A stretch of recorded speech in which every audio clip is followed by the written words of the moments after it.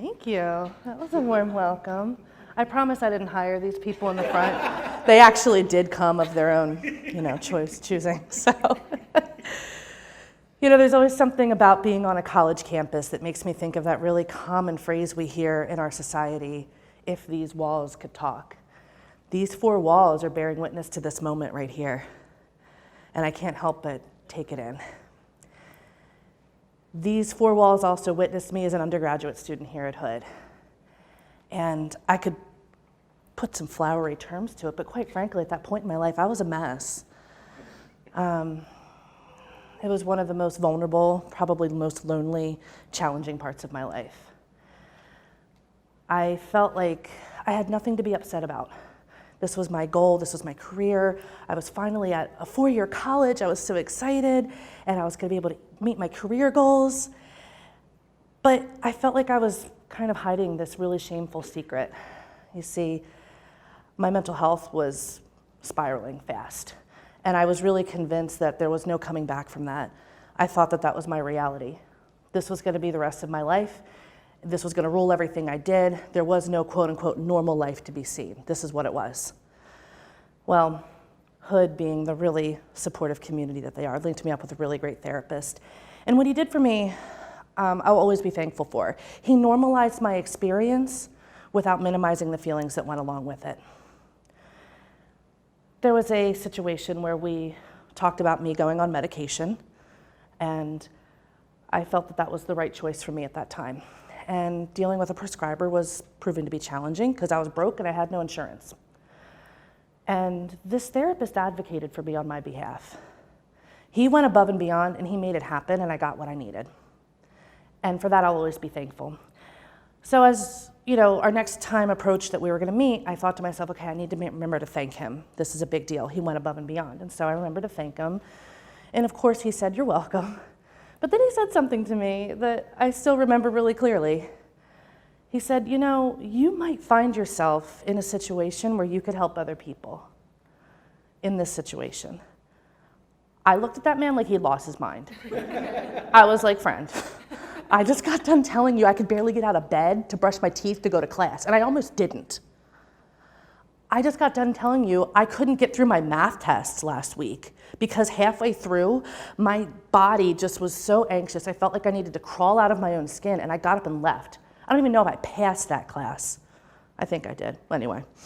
So he said, no, listen, maybe not right now. And I'm not here to give you career advice, but the people who make the best advocates are the people who know what it's like to go through this. I wasn't bought in at that point. Not yet. But flash forward, I made it out of my undergraduate studies mostly unscathed, and most of my dignity intact. Not all of it, but most of it. Yes, you can laugh at that. And it was interesting, during my senior year of Hood, I took a couple of psychology classes. I started really thinking about my career and what I wanted.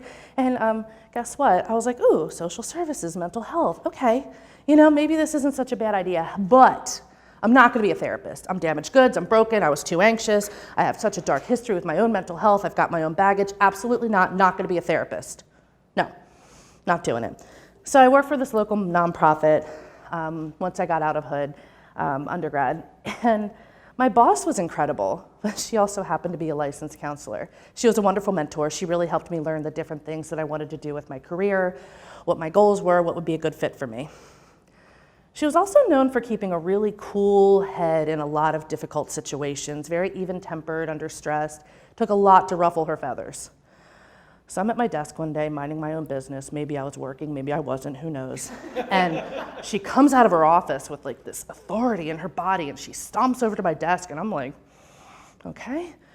Stephanie, and I'm like, yeah, yes? You put that application in, right? And I was like, what application? And I'm thinking I'm in trouble. I'm like, what did I do?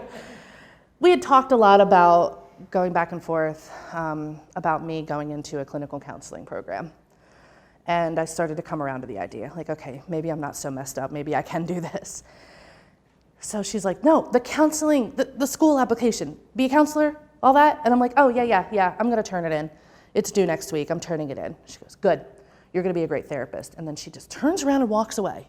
I don't know what happened in that meeting. I don't know what kind of thing she was going through that day. I don't know. But she walked away, she shut the door, I'm at my desk, and I celebrated and panicked at the same time. On one hand, I gave myself an internal high five. I was like, yeah, she hasn't caught on. She doesn't know about my anxiety or depression. Ooh, we can't say those words. She has no idea. I tricked her. I'm good. She's smart. I'm smart. All right. But then I panicked because I was like, well, somebody's going to find out eventually, and somebody's going to know. This lady, she's got some stuff going on. I don't know if she's cut out for this. I don't know. I was so worried that somebody was going to find out my secret. However, I also realized that my past couldn't define me, and it was time for me to recognize that the only person stopping me from reaching my goals was me. And it was time to get out of my own way. So I guess you're all shocked to find out I went to school to be a therapist, right? Yeah. I loved it. I learned a lot about myself and about the person I want to be. I learned about this relatively new concept at the time, generational trauma, and the stories that I held with me and how they made me who I am, and how that doesn't have to impact every decision and every motion I make. So I loved it. But on the other hand, there was a lot of talk about ethics and boundaries and professionalism. And to be quite frank with you, the information was very unhelpful. It was very contradictory. On one hand, they're saying, you have to be professional, you have to have boundaries, don't ever take food from a client, that's so inappropriate, okay? And then on the other hand, somebody's saying, well, no, you gotta think about cultural background, right? If somebody offers you food and you decline, that could be really insulting. And I thought to myself, what the heck am I supposed to do? Nobody's giving me clear answers about how to be professional, but we were supposed to be warm and empathetic and inviting. What? How can you do that if you've got such a wall up between you and anybody else in the world? How can anybody open up to you? How can anybody trust you if that wall is up so high? I don't know that I would. So, child psychiatrist Dr. Bruce Perry, he also did a lot of research on trauma treatment for children, and he talks a lot about the importance of the human relationship. And he says in one of his books, relationships are the agents of change. And he goes on to say, people, not programs, change people. And I said, okay, you know what, I could get behind this. Now this makes sense. So I went out into the counseling world, and I loved every minute of it. Well, most of them, Every job has a bad day. I can't, make this too flowery. But I went out there and I just decided, I'm going to keep it real. I'm going to maintain professionalism. I'm not going to do anything that's going to harm other people. But I'm just going to keep it real and cut the crap. And so I earned myself a little bit of a reputation of being unconventional. And I think that has followed me throughout my career, and I'm wearing that like a badge now, okay? I love it. Because what if you can be your authentic, genuine self without being unprofessional? What if you can let your clients know that you're human, and sometimes being a human is messy and hard? What if you can do that without taking away from their treatment, without making them responsible for your feelings, and without distracting from what's really happening here? What if it's okay for you just to be human and messy? I think it's worked. I think so. So I work with a lot of children and adolescents. They're my favorite. I have a soft spot for those teenagers who think nobody understands them because, oh boy, that was me. And I see this common story happen a lot. Parents will come to me, Stephanie, she's crying before school, she's got stomach aches all the time, headaches, we take her to the doctor, specialists, medicines, we were at the ER last weekend, we have no idea what to do. And they're telling us to come to therapy. Can you help us? You're not a doctor, I think she needs a doctor. I'm like, well, let's give it a whirl. Can't hurt. At that point, they've tried everything, so they come to me. And they're like, all right, let's give it a whirl. And then I meet with the kid. And it's the same thing. Stephanie, you can't help me. I'm a freak of nature. I've got some weird, incurable form of cancer that nobody's described or discovered, and nobody's going to be able to help me. I don't know what to do. Nobody understands. Oh, kid, I've been there. So I do the human thing. I get to know them. I learn about them. We get to know each other. And one of the most gratifying parts of my job is when I can finally tell this young person, guess what? You're not dying. I have good news. And the sense of relief on their face. And they're like, okay, then what the heck is these stomach aches about? And I'm like, all right, listen. Good news and bad news, right? You have anxiety. Anxiety sucks. And I do. I talk to my clients like that. I'm like, anxiety sucks, okay? it will make you feel like you're dying. And what people don't understand about anxiety is it's not just worrying thoughts in your brain, it manifests in your body. And so these stomach aches, these headaches, all these other things are happening. This could be a result of anxiety. And I have good news.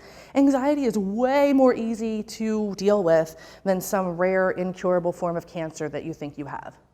And even better, a lot of people are going through the same thing you're going through. And even better is I'm gonna help you through this and you don't have to go through that alone. Every once in a while, I get some resistance. Every once in a while, they look at me the way I looked at my therapist in college when he said I could help people. Whew, you know, what a concept. But eventually they buy in, and eventually I know that they're gonna be okay. So I've got this young boy who comes in for therapy currently, and he's anxious, and I'm like, well, yeah, I know all about that. Very sweet kid. So one of his favorite things to do is we draw together. And going back to unconventional, it's usually us bare feet on the floor, music's playing, we're eating fruit snacks, we're just chilling, right? Human connection. So he will come in, we'll each get a piece of paper, and he picks some feeling words, and he writes them down. And then we each take turns drawing a picture about that feeling word, maybe something that's made us feel that way, or something that commonly makes us feel that way.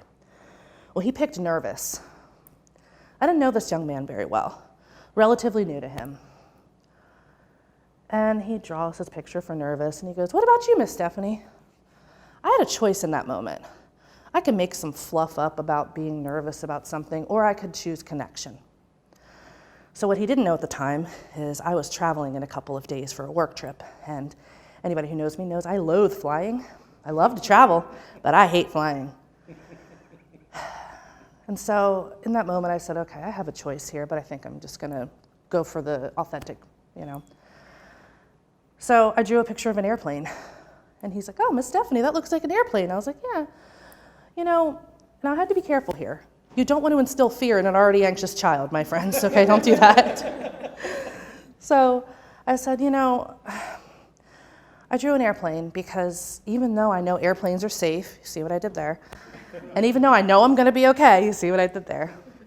And my brain knows that flying is a safe thing to do. My body gets anxious. So I'm flying in a couple days and I'm feeling a little nervous about that.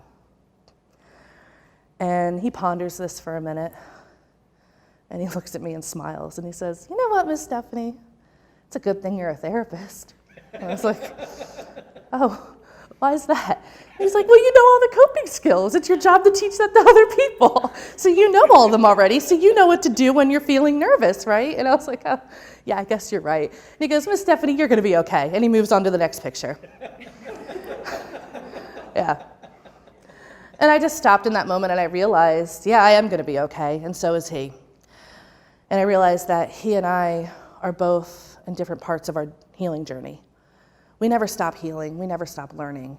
If I waited for that moment that I was perfectly sane and perfectly healthy to follow my dreams, I don't think they would have happened. You have to do your own work, of course. I'm not saying just go out there and do whatever while your arm's falling off, right? But you can do your own work, and you can continue that and be a good advocate for other people. You can be the broken healer. That's okay. It means we get it. So I look back at him and we're drawing our picture together, and I just think to myself, you know, he and I, we are gonna be okay. We're both on our own journeys, and with our own stories to hold, and with our own experiences, and whatever the future holds for both of us, we will both, in our own ways, take flight. Thank you.